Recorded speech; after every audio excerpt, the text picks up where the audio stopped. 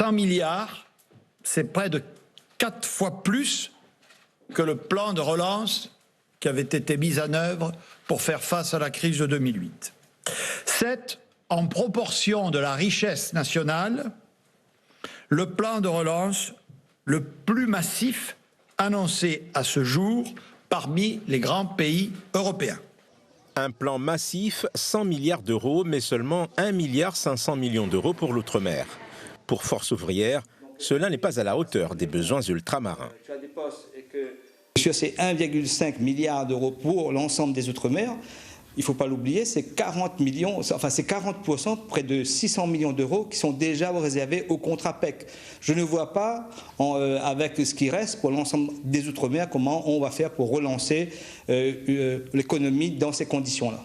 Quand on dit qu'on va flécher 1,5 milliard par exemple vers les ultramarins, moi ça me gêne un peu parce qu'on est dans le territoire national, il y a 100 milliards et que ces 100 milliards doivent profiter. Et je pense que quand il y a des annonces vers les jeunes, pour l'emploi des jeunes, vers les entreprises, vers la consommation, je pense que ça concerne tous les Français, ça concerne toutes les entreprises françaises. Et je crois que nous avons également tout intérêt à avoir les mêmes mesures qu'en métropole.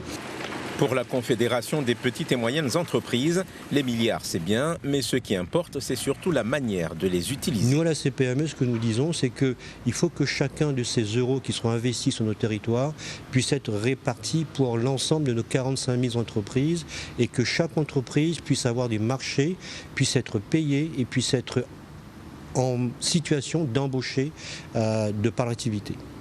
Les partenaires sociaux et économiques attendent de savoir quelle sera la part du gâteau pour la Réunion et comment les fonds seront-ils répartis.